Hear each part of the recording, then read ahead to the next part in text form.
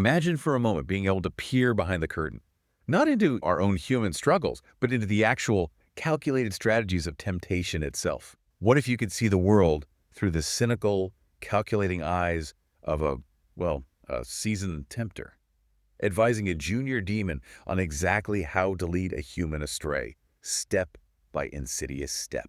That's quite a thought, isn't it? To understand the mechanics of deception, not just as the one being deceived, but from the deceiver's own playbook. Absolutely. And that's really our mission today. We're taking a deep dive into C.S. Lewis's brilliant satirical masterpiece, The Screwtape Letters. A classic. Right. Yeah. Our mission is to unpack the core insights and the surprisingly timeless strategies of temptation, as revealed by Screwtape, who's this senior demon in hell's bureaucracy. Yeah, middle management from hell. Exactly. To his bumbling nephew, Wormwood, as they try to secure the soul of their human patient. And our main source here is Lewis's own words from the book itself, first published way back in 1941. It's an epistolary novel, just a collection of letters, and it offers this unique kind of inverted perspective on Christian theology and, frankly, on human psychology. It still feels disturbingly relevant. It really does. A spy manual, but from the other side, as you said. Precisely. So Lewis throws us right into the deep end, doesn't he?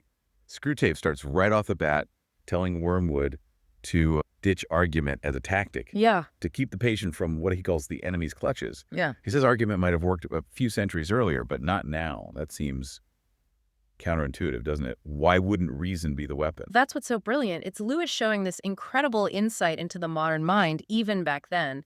Screwtape basically says, forget arguing about whether something is true or false. So that's the alternative. The new strategy. It's about framing. Yeah. Make materialism, for instance, feel right. Present it as strong or stark, courageous, the philosophy of the future. So it's jargon over logic. Exactly. Jargon, not argument, is the key. It's less about convincing with facts and more about creating an atmosphere where only one worldview feels intellectually respectable, or even just modern. I can definitely see echoes of that today. Buzzwords shutting down debate before it even starts. It's powerful because it subtly shapes what we even consider worth thinking about seriously. You don't need to refute an idea if you can just label it old-fashioned or unscientific. Screwtape wants Wormwood to fix the patient's attention on what he calls the stream of immediate sense experiences, which, conveniently, he's taught the patient to call real life. Keep him focused on the surface, and he gives that anecdote, doesn't he? Yeah. About saving a patient. Oh, yeah, the lunch story. It's classic Screwtape. He boasts about saving a patient who was on the verge of some serious thinking, simply by suggesting it was time for lunch. Then, once the patient was outside, distracted, Screwtape pointed out a newsboy shouting headlines at I think it was a number 73 bus going by. And that worked. Apparently. The patient just felt that this real life, the bus, the noise, somehow proved all those odd ideas he'd been reading about couldn't possibly be true. So the goal, Screwtape stresses, is to fuddle the patient. Not to teach, but to confuse and distract. Keep them immersed in the familiar, so the unfamiliar seems impossible. Keep them shallow, keep them distracted. It reminds me of everything today. The constant notifications, the endless scroll. And a perpetual stream of immediate sense experiences. Exactly. Does Lewis suggest even good things, like an interest in science, can be twisted this way? Oh, absolutely. If the patient has to dabble in science, Screwtape advises Wormwood to steer him towards economics or sociology, things that keep him grounded in that invaluable real life. Keep him away from the big question. Right. Prevent him from bumping into physics or chemistry in a way that might spark wonder or philosophical thought. The ultimate goal is this anti-intellectual strategy, but it's cleverly disguised as being practical or down to earth. Or even better, make him think he knows it all already. That's the masterstroke. Give him this grand general idea that he knows it all, just from casual chats and maybe skimming headlines. A superficial certainty that stops him digging any deeper. Okay, so that's the initial plan. Prevent deep thought. But what if it fails? What if the patient actually becomes a Christian?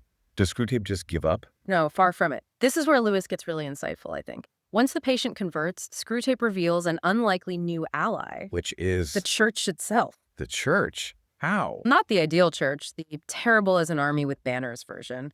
No, Screwtape directs Wormwood to focus on the actual church the patient attends, the one full of, well, ordinary, flawed people. The human element. Precisely. Lewis points out how easily we humans, especially new converts full of zeal, get distracted by superficial flaws. The person in the next pew singing off-key, or the vicar's slightly odd mannerisms. The squeaky boots he mentioned. Yeah, exactly. Squeaky boots, an oily expression on the guy next door who also happens to be a church warden. These little visible imperfections become weapons to discredit the whole thing in the patient's mind. So Screwtape weaponizes disappointment. He totally exploits that disappointment or anticlimax. It's that natural phase when, the initial dreaming aspiration crashes into the reality of laborious doing. Lewis compares it to a boy fired up by reading Homer's Odyssey, then having to actually learn Greek grammar. That initial excitement versus the grind. So is this phase just something Screwtape uses, or is it actually necessary? Lewis suggests it's profound, maybe unavoidable, and crucially, the enemy god allows it. This initial dryness is like a crucible. A test. Yeah, because if the person perseveres through it, they become less dependent on emotion and therefore actually much harder to tempt in the long run. They're forced to rely on will, on commitment, not just warm, fuzzy feelings. And this ties into that law of undulation thing Lewis talks. Exactly. The natural peaks and troughs of our spiritual and emotional lives, we all have them. And Lewis's point, through Screwtape, is that God actually uses the troughs more than the peaks for our real growth. That's counterintuitive again. You'd think the highs would be more important. But the troughs force us to act out of a deeper commitment, not just riding an emotional wave. And Screwtape's goal, of course, is to make sure the patient doesn't understand this law. He wants him to think the dryness is permanent, a sign he's failed. Exactly that. Make him despair or become complacent. And that's the moment, Screwtape notes, to really push sensual temptations. He gives that chilling formula. What was it? An ever-increasing craving for an ever-diminishing pleasure is the formula. It's a perfect description of addiction, of chasing something that never satisfies. And he also warns Wormwood. Whatever you don't let the patient ask humble questions. Like, don't let him think, if I can be a Christian with all my flaws, maybe those people in the next pew aren't total hypocrites either. Because that would require humility. Which, Screwtape notes, new converts often lack. They might feel they've earned their place, got a favorable credit balance with God.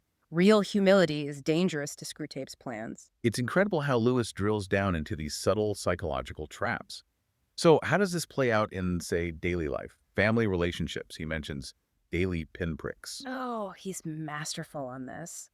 The focus shifts to these small, almost invisible acts, especially within the family. Screwtape advises Wormwood to encourage the patient to focus on his inner life, but in a way that distracts him from basic duties towards, say, his mother. How so? Praying for her soul, but subtly guiding that into dwelling on her faults, her irritating habits, her sins, instead of just praying for her rheumatism. Ouch. That's devious. It is. And it highlights that common human blind spot Lewis nails, the double standard. We demand our own words and actions be taken at face value, generously interpreted. But we analyze everyone else's tone, their motives, with hypersensitivity. Exactly. You see how quickly that breeds resentment and misunderstanding, even with people we supposedly love. It's a cycle. And ties into pride, too, right? Even spiritual pride. Absolutely. Screwtape sees a great opportunity when the patient starts mixing with a slightly more refined Christian set, people who are maybe better educated, more articulate. The right sort of Christians. Right. He encourages the patient to feel, oh, how different we Christians are. But the secret demonic twist is to make we Christians mean my little intellectual set, the people I naturally belong with. Instead of the ordinary folks who first welcomed him. Precisely. It replaces humility and charity with a kind of spiritual snobbery. And Lewis adds that brilliant touch. Make the patient proud of his own humility, catching himself being humble and thinking, by Jove, I'm being humble. That's hilariously awful, the ego twisting everything. It corrupts the virtue from the inside out, makes it entirely self-serving. And Lewis doesn't stop there. He even tackles our sense of ownership over time, over our bodies. We do. And Screwtape loves that. He wants the patient to cling to that assumption, my time is my own. Because then any interruption, any demand feels like theft. It breeds anger, resentment. Even though, as Lewis points out, we can't make or keep a single moment of time. It's all a gift. But Screwtape wants that assumption, my time is my own, to remain silent, uninspected, and operative. Because, Lewis notes dryly, there are no arguments in its defense. it just feels right until you think about it. Exactly. Same with my body. Thinking we own it like we own our shoes, forgetting its transient nature. Forgetting it, too, is a gift dependent on forces beyond our control. So it's all about diversion, misdirection, focusing on the wrong things or the right things in the wrong way. Screwtape specifically warns Wormwood against letting the patient focus on the present moment. Why is the present so dangerous to them? This is critical in Lewis's view. The enemy, God, wants us focused on the present and eternity because the present, Lewis argues, is where time touches eternity. It's the point where we actually live, where freedom and actuality are offered. Screwtape, on the other hand, wants us obsessed with the future. Why? Because it's unknown, it's unreal, it doesn't exist yet. It's the realm of anxieties, fears, fantasies, but not of action or love. So living in the future distracts us from living now. Precisely. Screwtape notes that nearly all vices are rooted in the future. Think about fear, avarice, lust, ambition. They're all directed towards what might happen or what we want to happen, whereas virtues like gratitude look back and love acts now in the present.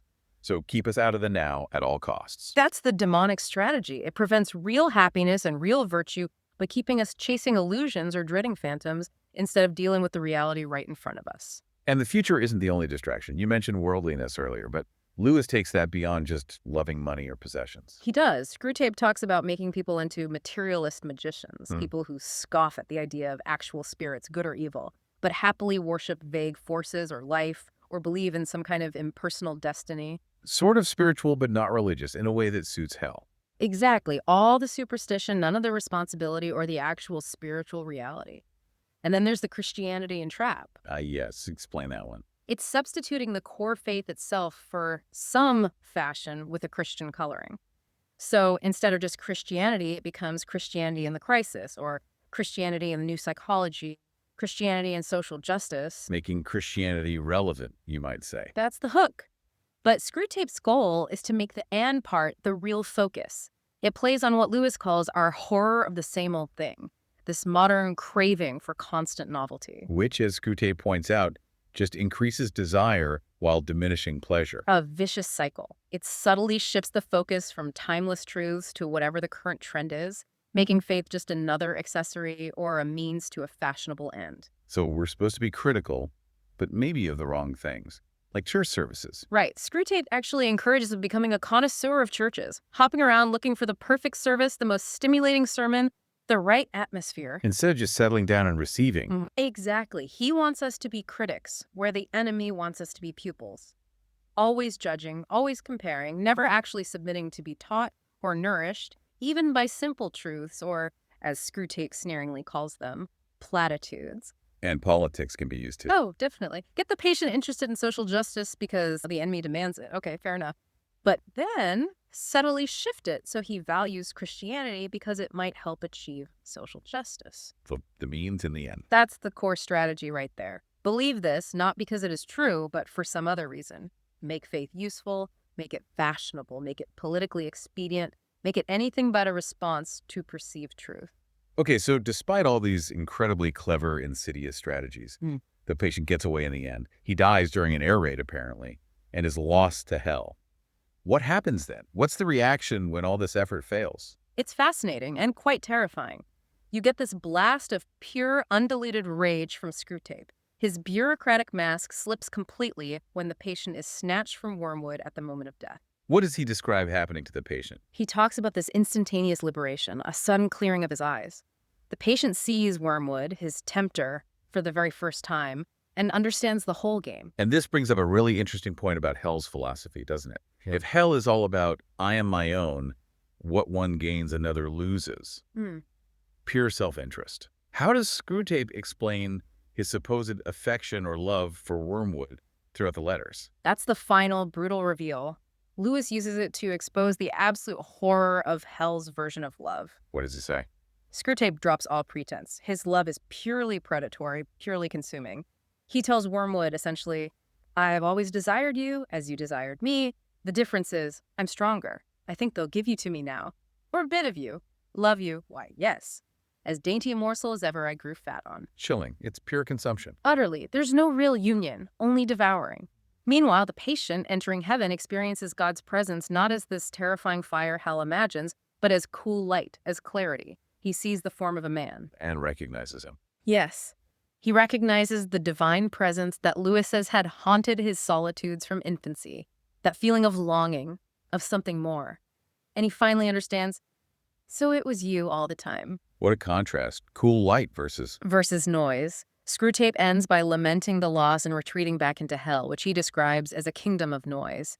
Constant, meaningless distraction that defends them from reality, from silly qualms, despairing scruples, and impossible desires. Silence and clarity are unbearable to them. Wow. What a journey we've just taken through Lewis's work.